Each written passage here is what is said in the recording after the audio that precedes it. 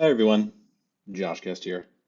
Inflation is the number one driver of financial inequality around the world.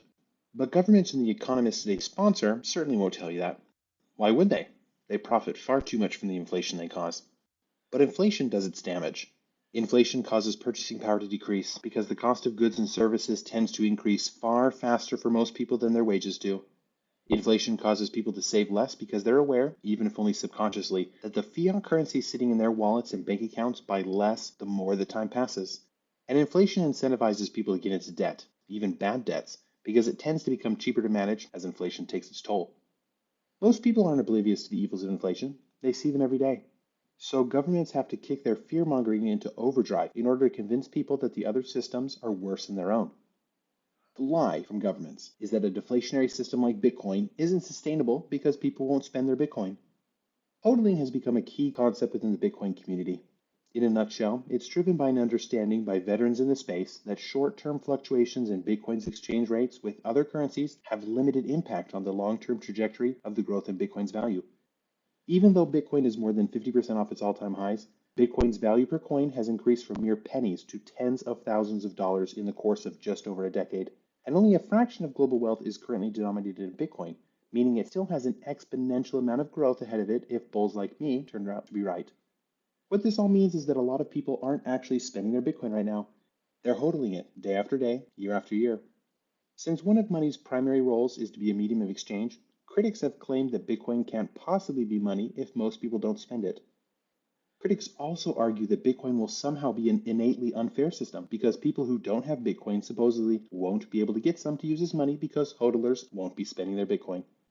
I believe that both criticisms can rather easily be debunked. First off, Bitcoin are being spent every day. Case in point, remittances.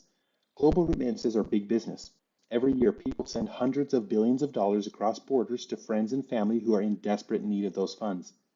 Most remittances are currently denominated in fiat, and those transactions extract massive fees. Enter Bitcoin. The Bitcoin blockchain is global and is open to any individual or business that wants to send money across borders. While it's true that only a small fraction of global annual remittances are currently sent in Bitcoin, it's an absolute certainty that the majority of Bitcoin remittances are being spent rather than hodled. After all, most people value things like food, shelter, and clothing more than they value any type of money. Secondly, Bitcoin will be transferred to those who produce true value.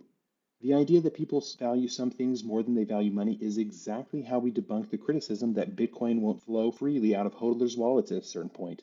After all, even the best money is really only good if you can buy the things you need with it. People are incentivized to trade their time for money because it can buy them things. As we discussed before, inflatable currencies like fiat incentivize people to buy as much as possible now before their money loses its purchasing power. But people using hard money like Bitcoin still have to buy the necessities of life and will also be incentivized to buy discretionary goods and services that they value more in the moment than their Bitcoin. In other words, people who don't have Bitcoin or who want to have more Bitcoin than they possess at any given time can acquire it by selling things that hodlers want or need to spend their money on. People will always spend money. Good money just makes them spend it on worthwhile purchases. Next time you hear someone trying to scare you away from Bitcoin with half-truths and outright lies, ask yourself if they need to do it if the fiat system they're trying to protect were halfway decent to begin with.